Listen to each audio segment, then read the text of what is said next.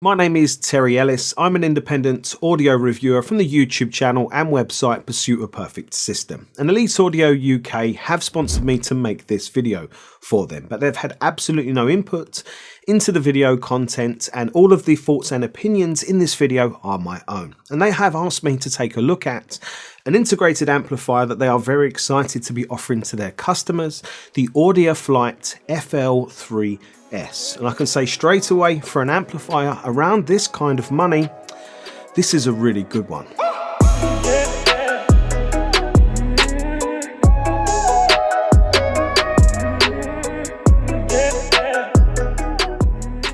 Audia Flight are an Italian high-end hi-fi manufacturer that have been in business since 1996, so around 25 years. And they claim all of their products are entirely handcrafted in Italy. Audia Flight manufacture a limited range of products, mostly amplifiers and preamplifiers, but they definitely make some interesting models. And I have been familiar with the brand for some time, but this is my first experience really listening to one. The FL3S is Audia Flight's entry-level product that costs £2,495, which puts it in a sweet spot price range for a lot of audiophiles. But naturally that means it's going to come up against a lot of stiff competition. So what stands out? What is unique or what is impressive about this integrated amplifier? Well, I think firstly is the build quality. It's a heavy amplifier at 16.5 kilograms. It's built extremely well, feels really solid and sturdy in your hands. The front faceplate is 10 millimeters thick, and all the buttons and volume control have a nice quality feel to them. The blue OLED display is nice enough, and the all aluminium remote control feels like it could be a little bit more responsive, but that's because stuff is sometimes happening that you cannot see. More on that in a minute. And it's also an amplifier that I think is practical because it doesn't get very hot and it's not too large, so you could easily install it into domestic furniture. But you definitely want to measure first because this is actually quite a deep amplifier. And then we look at the main specification. It's not initially a sort of specification that would make you go wow, such as 100 watts per channel into 8 ohms and 160 watts per channel into 4 ohms. But to get, I think, the true measure of this amplifier, we need to look a bit deeper at what is going on underneath that hood. And some very nice attentions to detail jump out, such as the Alps blue potentiometer for volume control. The fact that there are 8 power supplies feeding the circuit until the output transistors, where 4 more high current power supplies feed the output stage from 72,000 microfarads of capacitance, all from a very large 576 VA transformer with a separate transformer for the logic circuit. And I feel like these and more are all very nice attentions to detail for an amplifier, again around this price point. And before we look at the rear, it's important to point out that on the front there is also a headphone amplifier built in. But on the rear, among the many connections both in and out, there is the possibility to install a moving magnet and moving coil phono stage and or a DAC section that features galvanic isolation and is capable of receiving and playing files up to 192 kilohertz and 24 bits. But neither of those upgrades were installed into this particular 3S, so I'm unable to tell you anything about them. And the FL3S has a party trick. When you turn it off, the volume automatically reduces itself down to 0, and when you turn it back on again, it automatically returns to the volume level it was playing at before. And I think this is a really cool feature, and it looks really cool as it's happening, but it's definitely something to be mindful of if you was giving it the beans the night before after a few too many glasses of sherry. And for sound quality, I installed the 3S, pressed play, and I tried not to listen too much while I let the amplifier warm up.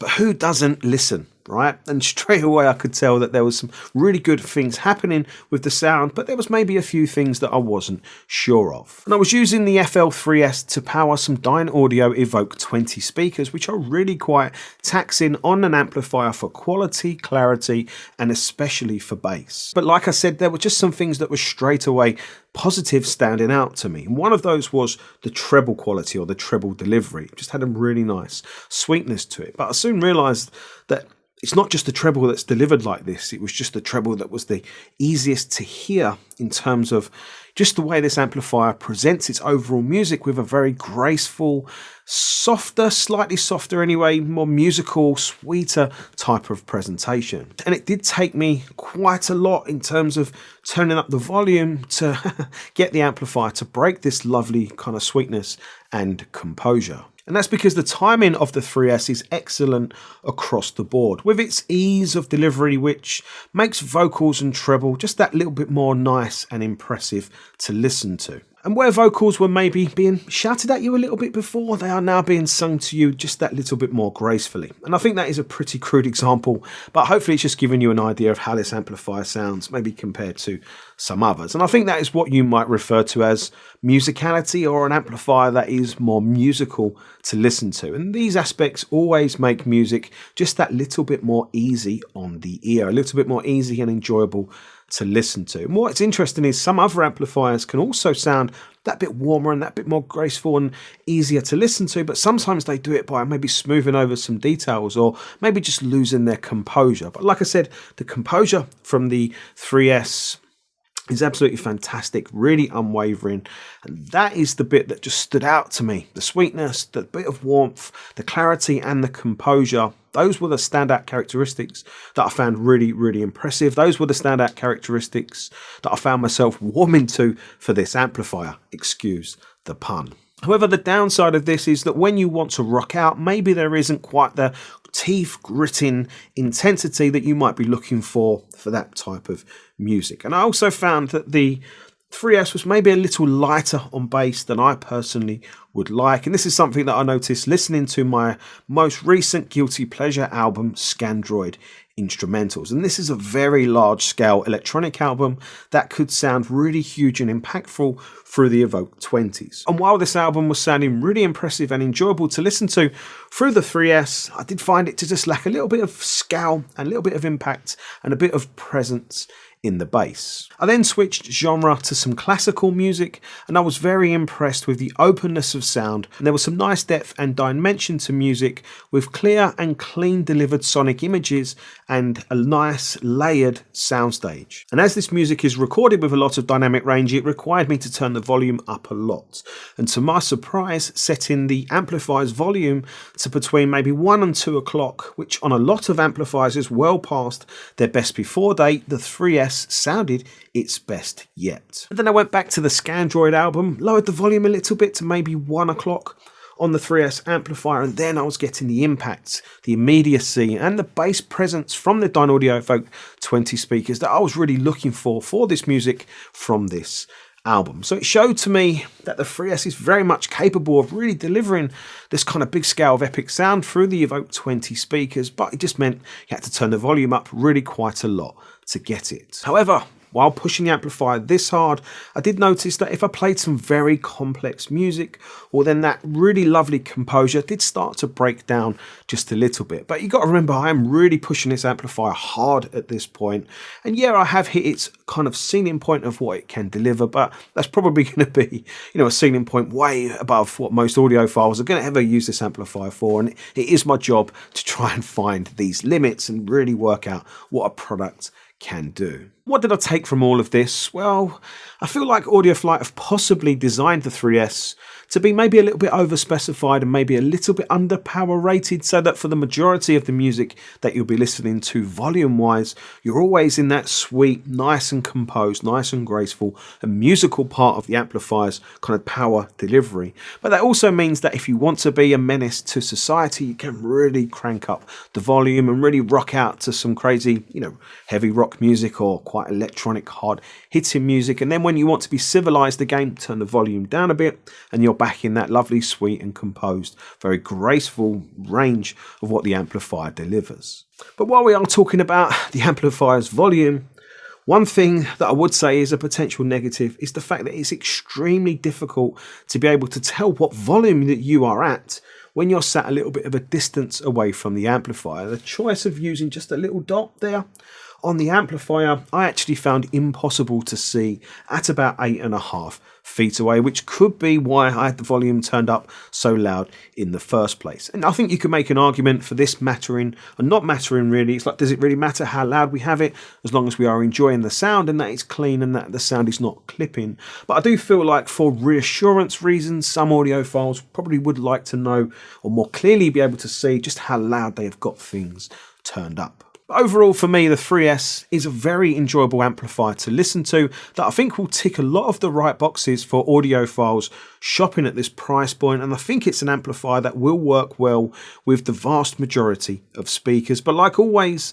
certain pairings will likely work better than others. But do I feel like the 3S is the perfect amplifier for the Dynaudio Evoke 20 speakers? And well, you know what, maybe yes, or maybe a little bit more power wouldn't hurt. But I was able to get some really excellent sonic results or overall musical results from that pairing, so it's definitely one that I'd recommend to have an audition with. But while we're talking about auditions, and it makes me think back to a review I did a couple of months ago for the Electro Compagnie ECI 80D, which is another integrated amplifier around this kind of money. It's a little bit more expensive, but it has a DAC built in as standard. And I feel like these would be great amplifiers to do a comparison with, because I feel like the Audia Flight will probably give you a slightly cleaner overall sound with a bit of a sweeter, more delicate type of presentation in the mid-range vocals and treble, whereas the ECI 80D might have a bit more authority and a bit more grunt deep down in the bass. But obviously your mileage may vary, but I still think these would be great amplifiers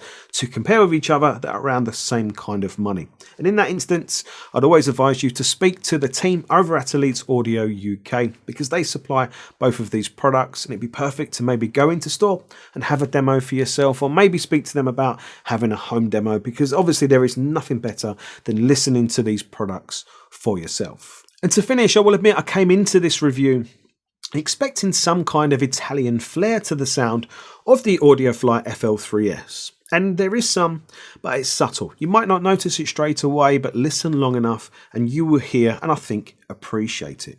And the 3S has definitely grown on me throughout the review period. Yes, I was able to hit what I think is its ceiling limit, but again, that is my job to try and find that, and it's a ceiling limit way higher than I was expecting to get from an amplifier at this price point. And really, we're only really talking about quantity here. When it comes to quality, I feel like the quality of sound from the 3S is really high, punching really high for its price point. And I actually think it's a really cracking sounding amplifier that has the potential to make a lot of audiophiles really very happy in a slightly large in terms of depth, but a very domestic friendly package, like I said, that doesn't generate loads of heat, that you can fit into furniture.